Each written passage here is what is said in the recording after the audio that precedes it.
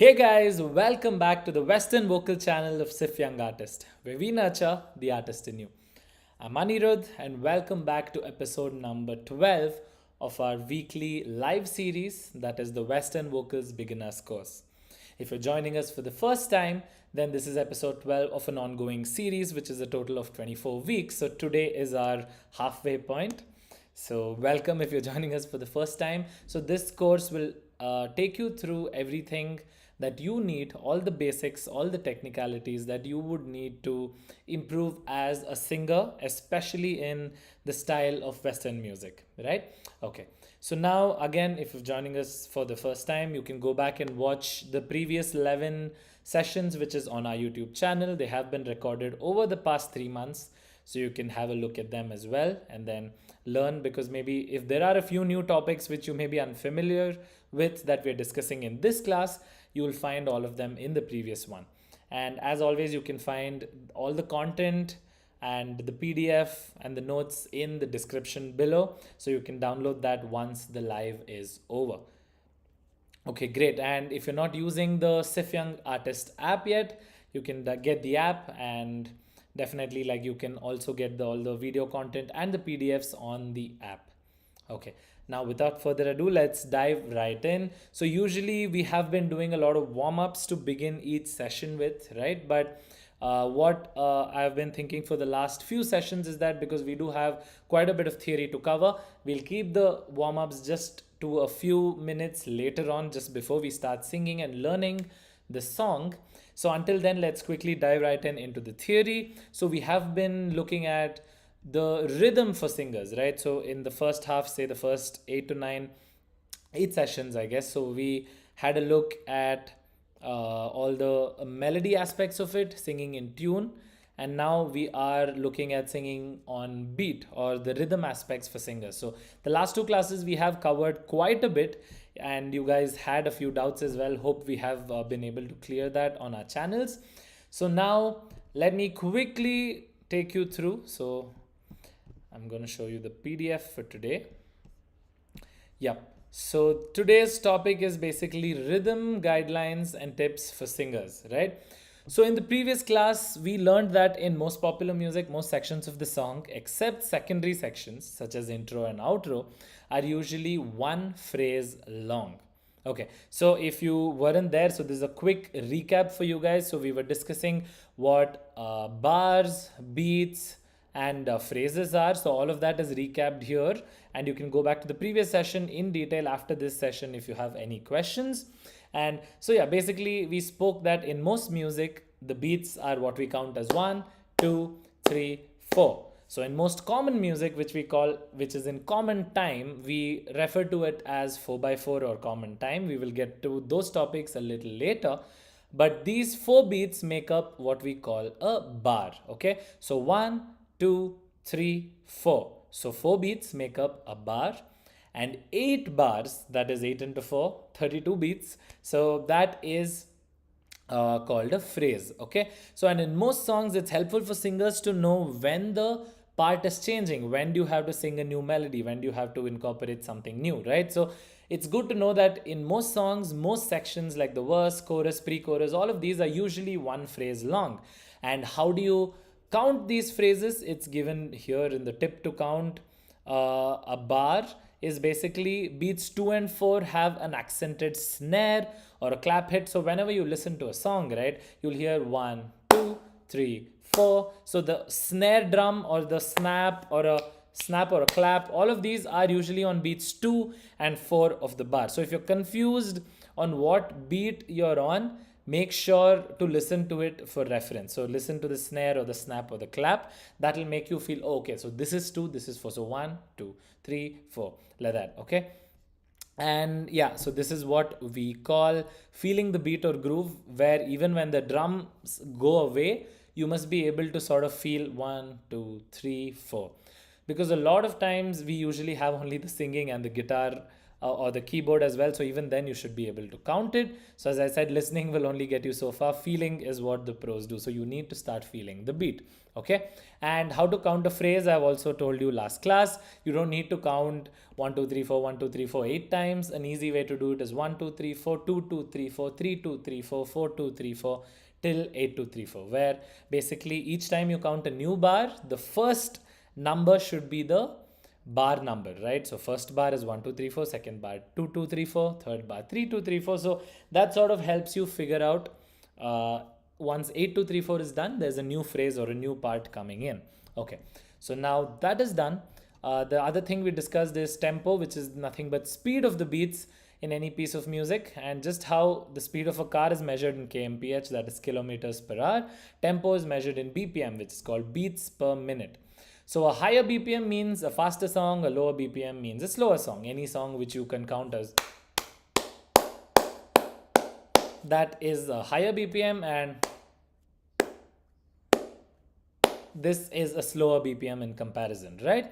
Okay, now knowing the tempo of a song will help a singer plan and tackle the melody. Obviously, like, knowing the tempo is very, very key, because only when you know the tempo, how fast the beats are going, then you can take the required breath and also tackle the melody. How is the melody? Is it very stretched? Is it very rhythmic? And a lot of notes are there which you'll need to tackle. So this is pretty important, right?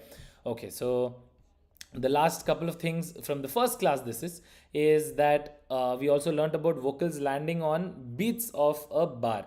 So many people, so you've given me, I've given it there, that most beginner singers are confused, that, and they think as soon as the lyric comes, it lands on beat one. So I've seen this a lot in our Feedback Friday live sessions as well, which we do every Friday at 5 p.m. So if you want feedback for your singing, you can send us your snippets, videos of you singing, and we do the Feedback Friday sessions every Friday. So even in that, I have observed that a lot of people, they're sort of trying to sing, like, they don't know where to sing. So in songs, there are three main ways where you hear the vocal. One where it lands on beat one where it lands before the beat one. So if it's 1 2 3 4, it'll be either on one, before one, or after one, right? And we did cover this in session one, but a few of you reached out to us on our channel saying it was a bit confusing. I used only one song last time, that was Late Night Talking, because that song, I've even done a tutorial on it on the channel. You can go watch that. In that song, each section, the verse, the pre-chorus, chorus, has a different landing beat, right? One is before one is on one, and one is after one. So that's why I did that. But now let's take three different songs, and hopefully you'll be able to understand this better, and then let's move forward. So let's just take a minute to quickly see these songs. So I'm giving you a few examples. Okay, so first let's take the song that we're learning, which is Count on Me, right? So the chorus of Count on Me, you can count on me.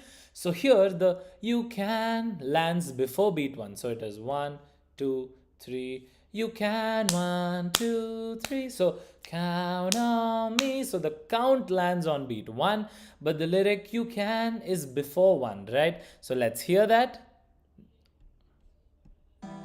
We are called to help our friends in need. You can count on me like one. So let me play that again.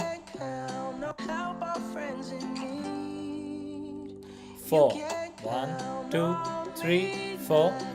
Right, so you can was before one. And now let's take an example of something that's landing after one, right? So all these songs I'm taking, I've chosen different songs because maybe these are also songs that we have covered on the channel already, and maybe this will help you guys. You can go back to the tutorial videos and watch them as well. This is another song which we covered a few months back, which is Flowers by Miley Cyrus.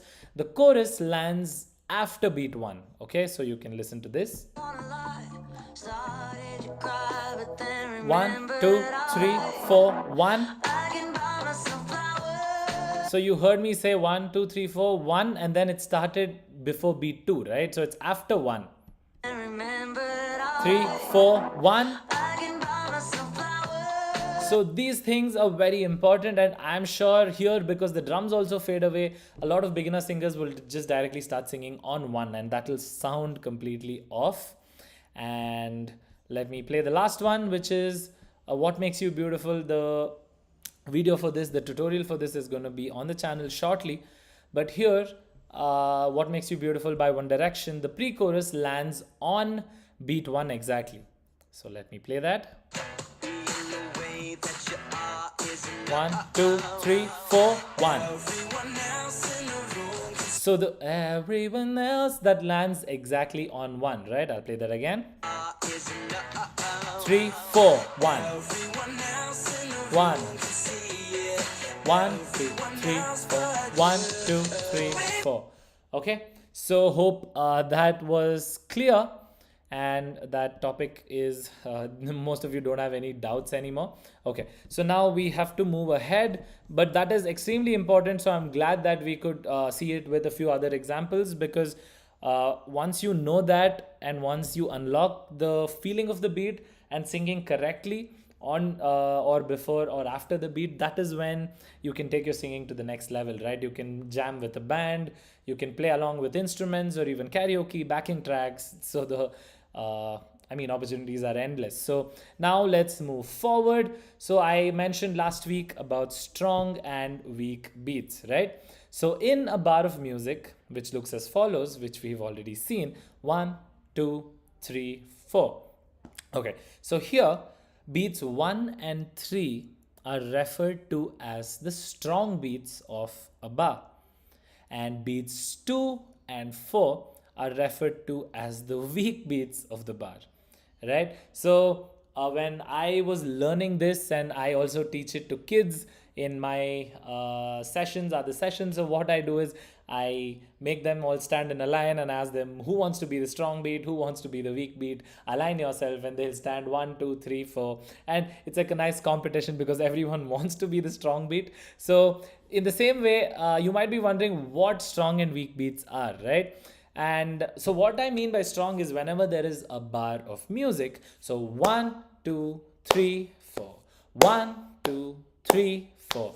So whenever we feel music, we feel the emphasis on 1, the strongest, and 3, the next strongest, right? So 1, 2, 3, 4, 1, 2, 3, 4. So 1 and 3 are where we feel the most emphasis in a bar of music. So even as singers, we need to use this. So I'll give you an example of that in a bit. But now also beat 4 is commonly called the backbeat, because it is the final beat of a bar before a new bar starts. So it's behind or back of the next one, right? Or the beat at the back or end of a bar. So that is what I mean. So it's behind the next one. So 1, 2, 3, 4, 1. So the 4 in every bar is called the backbeat. And a great example of a song which sort of mentions backbeat is the classic Wonderwall by Oasis. This is another song which we have covered on the channel. So if you want to, you can go watch the tutorial on how to sing this song after the live. So let me show you. So the singer sings backbeat, the word is on the street. So, and then the drums start playing on the backbeat on 4. Usually it's common for drums to start a little earlier or on 1. But here, because he sings the lyric backbeat, the drummer also starts playing on the 4. So let me play that for you. Backbeat, 3, 4. So if you heard that, as soon as he sung it, it was on 4, right? Let's listen to that again. 1, 3, 4. So on 4, he starts giving the drum fill. So there's no drums in the song until then. So it is a very nice example of prosody. Prosody is when the lyrics and the music match. So that's a very fun fact in case you didn't know that. So that is called the backbeat, right? Okay. And it's important as singers to know which words of the lyric should be placed or sung on which beats of a bar, and which beats should be stressed, right? So obviously, you know that there won't be every word in a lyric which is not important. So if there is a long line of lyric, there'll be a few words in it which will be very important. Say for example, the lyric is, we've been doing all this late night talking, right?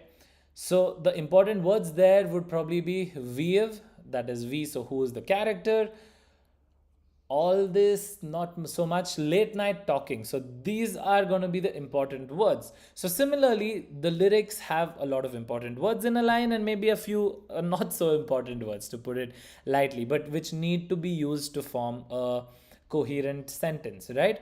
So now as singers, it's important to know, of course, we need to put the important words or stress on 1 and 3. So the example here, so I'm giving you that generally the strong beats get the more important words of the lyric, and also the most stressed words are being sung usually on 1 or 3. So where you need emphasis, where you need stress, all of this is going to be done on the stronger beats, that is on the 1 mainly or on the 3. Okay, and the weaker beats get the unstressed and less important words, or even these linking words or conjunctions, say like words like and, or, but, because, if, etc., usually are less important to the lyric and are not stressed too much. But of course, guys, these are just a few tools for you guys to work with. There is no absolute rule. If you remember, I'll just go to the lyric of Count on Me, which is the song that we're working on. So here in the lyric, the I've also mentioned that in that end of the chorus, because that's what friends are supposed to do. So supposed to do is okay, but that is getting a lot of stress while singing, which is not very common. But maybe he wants to emphasize that that is what friends are supposed to do. So it also depends on what the context of the song is. So counting on people, that is what friends are supposed to do. So that is why it's stressed there. If that was used in a normal sentence, probably not, right? So these are things which you guys need to start slowly analyzing in lyrics of songs that you like, and see which words are being stressed, which words are getting more importance, and on the beat, stronger beats. Okay, so now let me give a quick example of this. Let me show myself to you. I hope you weren't missing me. So cool. If there is a lyric, say for example, let me take something very, very cliched. Okay, let's take something like I love you. Do you love me too? Okay, so I don't know why that came to my mind. But if I was singing it like a very simple melody, I will probably give the word. So I love you in that line. I love you, all three words are pretty important, right? So if I'm going to do that, it'll be I love you. So 1, 2 is blank, love, 4 is blank, you. On the next one we have you. Okay, so if I'm doing the whole line, let's say I love you. Do you love me too? Okay, something like that. So here, I love you were important, obviously. And do you love me too? In that, probably in the next line, do you is okay, not very important, but love is again the most important word. And me is again love me. So that is again important. So if you saw where I was placing them, I 1, love, that is on 3, you, do, almost on 4, do you love, again love comes on 1, me too. So me comes on 3 because it's an important word, and 2 is probably, I mean, some of you might say do you love me, 2 is an important word maybe, so 2 can come on the next one, but I just sang it on the 4 together, me too, right? So last time, I love you. Do you love me too? Right? So that is a very simple example. I don't want to overcomplicate this. So this is why knowing strong and weak beats, of course, knowing strong and weak beats is more important for drummers and percussion players and maybe a few guitarists and keyboardists as well. But as a singer, your emotion can come through better if you understand which beats to accent. So usually, if you see all these huge choruses in pop songs, right? Say for example, let's take the example of a song like Roar by Katy Perry. When she starts singing, oh, oh, oh, oh, oh, oh, oh, so all the choruses usually land and have that emphasis on 1. And especially in these anthems, like a lot of Imagine Dragon songs, Katy Perry songs, where you want a lot of people to sing along with you. So it usually lands on the strong beat and gives you that impact, right? If it lands later, it might not have as much impact as you need it. Okay, so cool. So this is all about strong and weak beats. Again, guys, all of these are just tools. There is no hard and fast rule. There is no rules in music at all where you have to follow this and you don't. This is just tools which, so think of it as a toolbox, and you have an axe and a screwdriver and scissors and whatnot in it, and you're not going to use everything all the time, right? And it's not like you have to use the same one all the time either. So you can pick and choose your tools as per your requirement, as per the song that you're working on. Okay, so cool. Now that is done, I'll go back to the PDF quickly. So the next thing is lines and sectional rhythms structures, which is syllables. Again, this is a slightly important topic which a lot of people overlook, and maybe if you understand this better, you can start singing better on beat as well. Say for example, while tackling specific lines and sections, say a verse, a chorus, or whatever it is important to notice the rhythm in each line. Okay, so generally a rule of thumb would be understanding the syllables being sung in each line. So the syllable is nothing but every, so for the simplest explanation I can give you, if there's a word like love, it's just one syllable. If there is a car, it's one syllable. It's just like a car, it's just one. But if there is something like a table, so it's table, it's two syllables, right? So it's the number of times you need to produce a singular sound while singing. Okay, so that is a syllable. So the more the number of syllables, the more rhythmic the line would be, right? So if there are a lot of syllables, say for example in a rap song, say take any Eminem song you want, and he's just going to have like a machine gun almost, right? He's just going to have a lot of words and syllables in them in every single line, and obviously it's going to be faster, so you can't take long breaths. You need to take shorter breaths, and you need to just give another example. Would be like the song Breathless by Shankar Mahadevan sir. So that is also where you barely have any room to breathe, and the delivery is pretty fast, right? And the fewer the number of syllables, of course, the less rhythmic it would be. And say for example, we've been doing all this, they not talking, has a lot more syllables and less room for breath compared to now need you in my life. So that just has like 4 or 5 syllables, right? So there I can take a much longer breath, have a lot more space as well. So this will also help you to breathe. But more than that, we will also be looking at the faster and slower delivery and rhythm parts in the further classes, which are going to be important.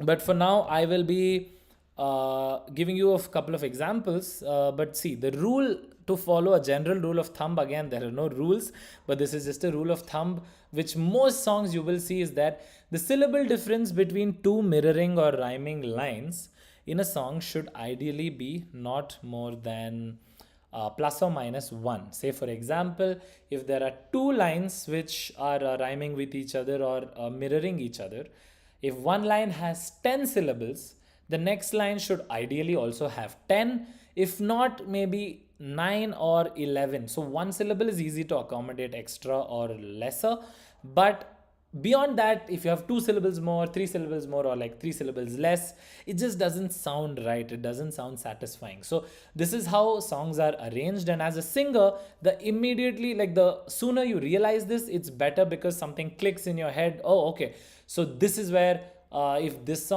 line has these many syllables, you can sit and count with your fingers, 1 2 3 4, right?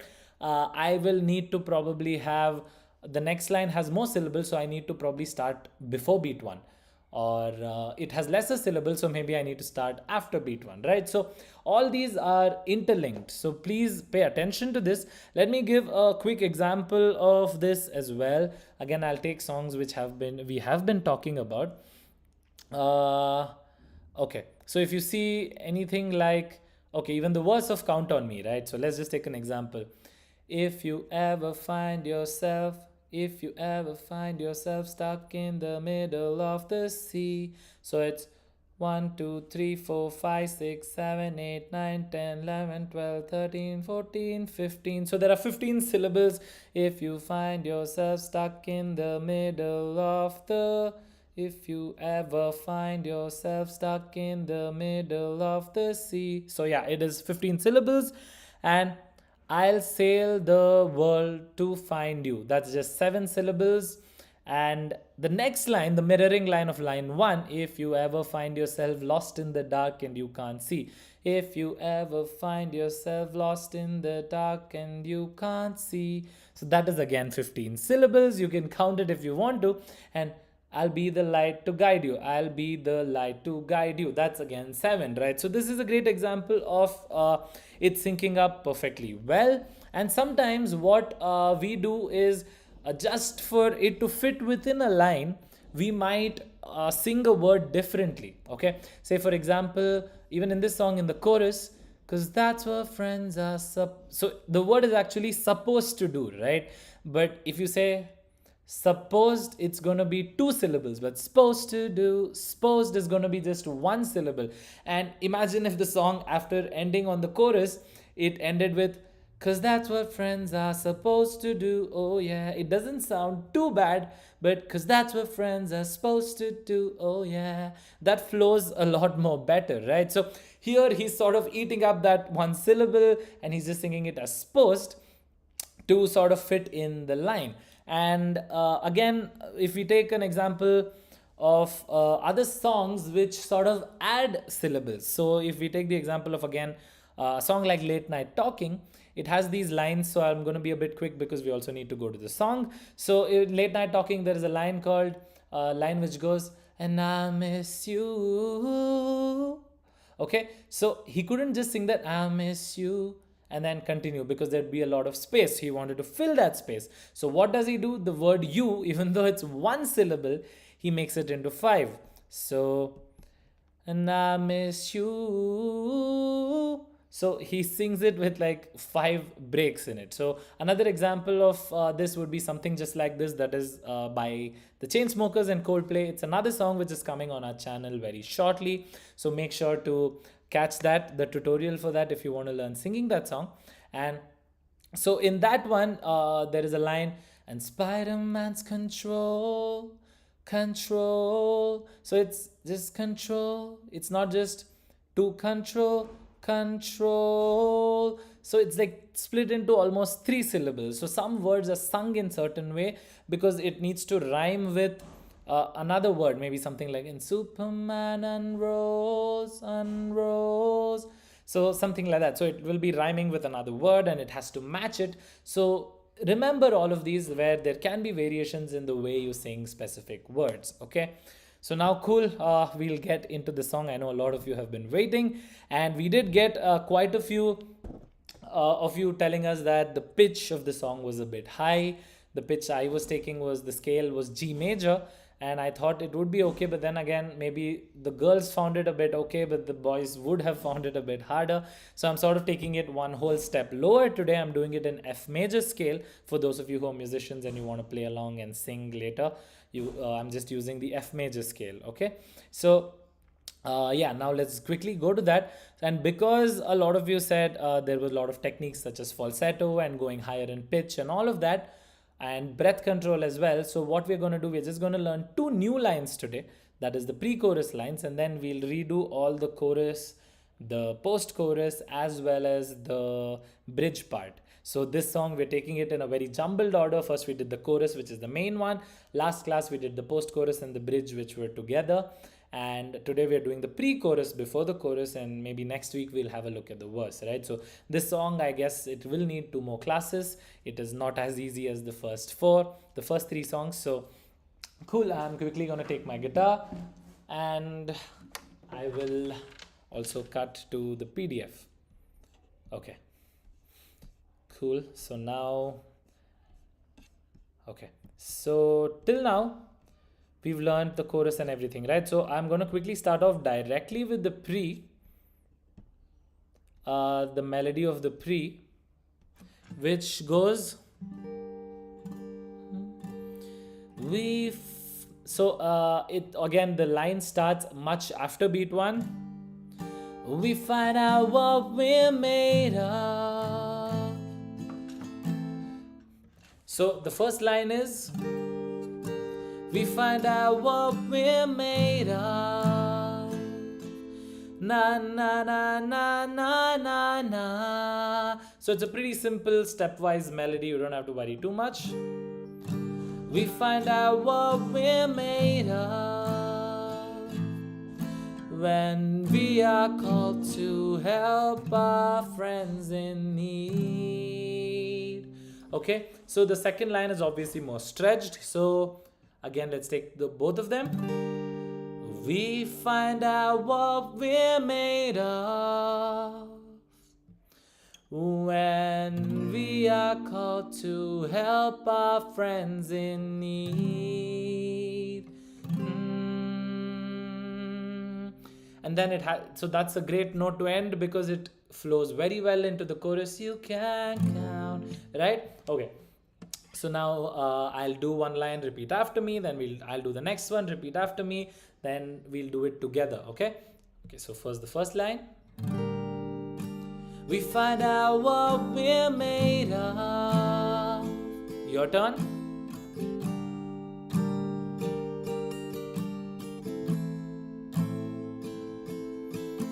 When we are called to help our friends in need. Your turn. When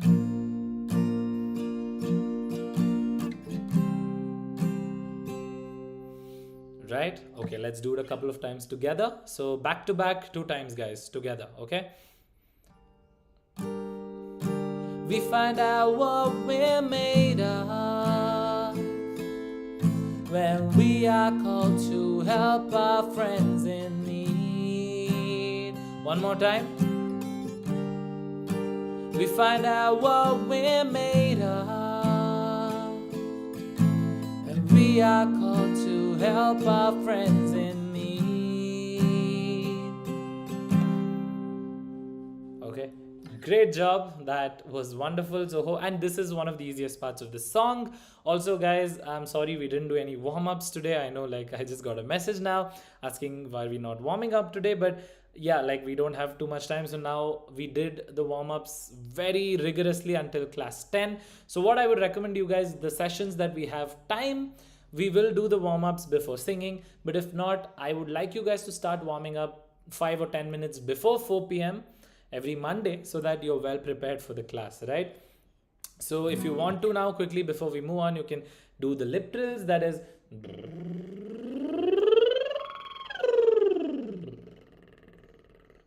and a bit of the vocal fry.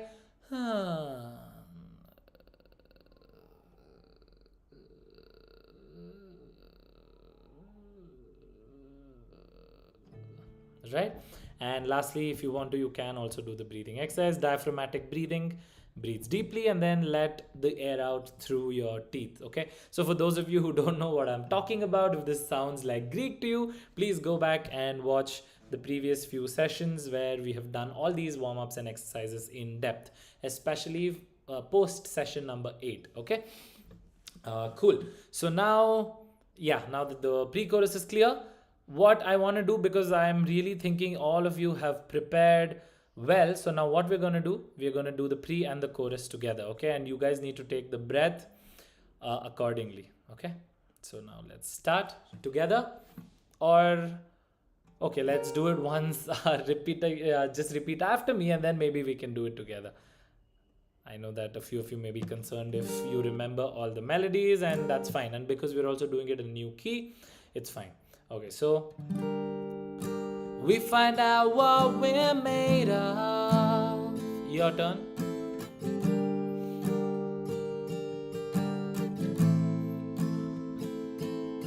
When we are called to help our friends in need. Your turn. When.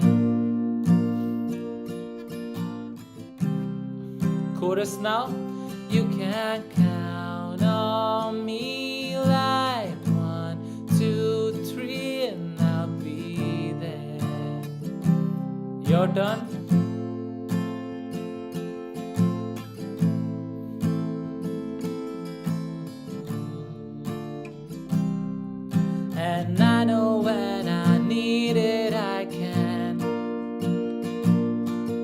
Your turn. I know when I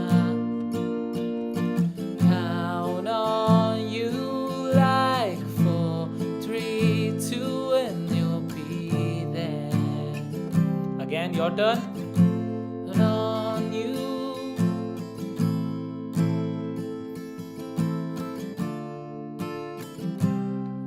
Cause that's what friends are supposed to do, oh yeah. So here, cause that's what friends are supposed to do. So the accent or the stressing is on, cause that's what friends are supposed to do. So that and supposed to do, oh yeah. So that is where the accent is. Okay, so we'll just end with that. And head into the post chorus, right? The post chorus, if you guys remember, it is done pretty much in falsetto, but because we're in a lower key, you can sing a few bits of it in your normal voice, your chest voice, and then you can move to the that sort of a texture, right? The light, airy, thin texture.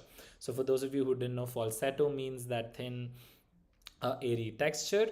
Okay. And in the song, I think the whole post chorus is in falsetto, but because we're doing it in a much lower key, you guys can see how many ever words. So I would say the best recommendation I can give you guys is to also train on your falsetto. So the first time you do, maybe take all the notes in falsetto, because that's important to directly switch to falsetto. And also the second time, maybe try to do a few notes which are comfortable in your normal chest voice, and then switch to falsetto in between a line, because both of these are very common. So in this song, of course, the new section is introducing the falsetto, but there are many songs where within the same line he'll be singing normally and then they'll switch to falsetto and then he'll come back. So do it both ways so it can benefit you, right? Okay, so now let's just take the ending of the chorus. On you like 4, 3, 2, and I'll be there. Cause that's what friends are supposed to do, oh yeah. Ooh.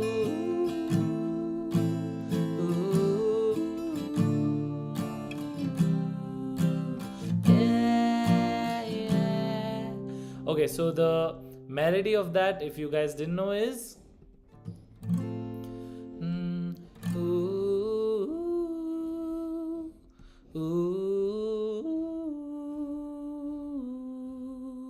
yeah. Okay, so now I want you guys to work only on this first, only in falsetto. Let's first with both head voice, chest voice and falsetto, and then we'll switch to only falsetto. Okay, so like how I'm singing, sing it with me.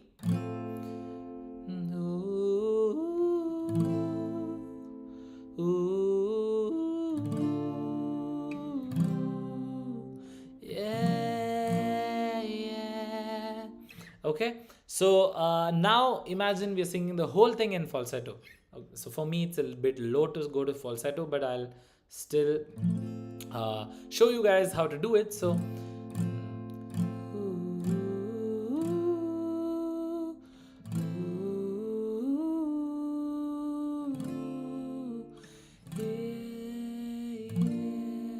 right.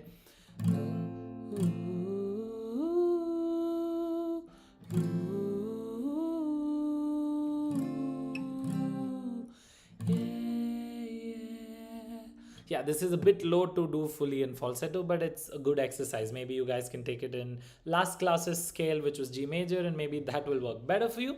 Okay, so one last time, repeat after me, then we move to the bridge, which is again 2 lines, and this is where quite a few of you found that the scale was hard. Okay, so let's try.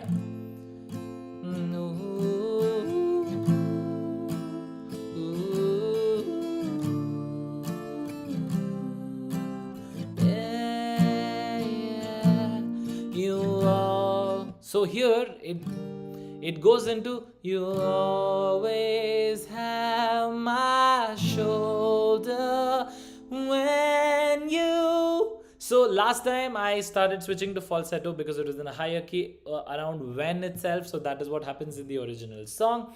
But you can do it however you want, whichever word in the lyric you're finding it hard to reach the note. So I can either do you cry or only cry in falsetto. For example, you always my shoulder when you. I can switch there, or when you cry. Excuse me, cry.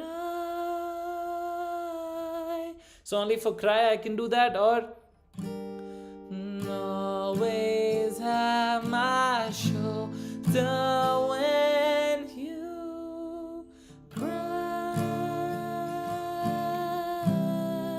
So it goes lower, right? And then the next line is pretty much the same.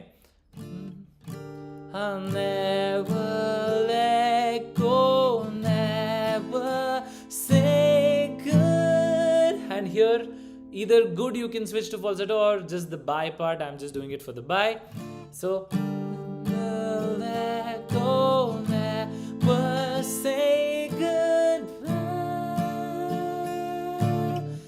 You know. So here the lyric actually go to goodbye is the bye is on the high note, and then you transition to the lower note on the you know. So it sounds like, and you actually go into the chorus directly. So it is never let go, never say goodbye. You know you can count on me. Like, so that ending is never say goodbye. You know you can count on me. So the you know you can.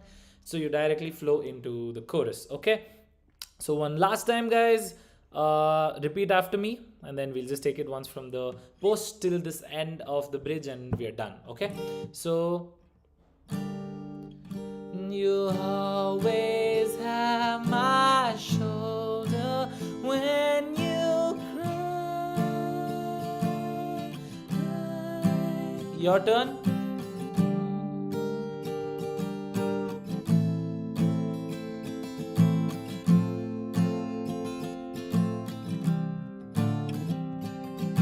And the next one is I'll never let go, never say goodbye. You can. So now your turn. I'll never.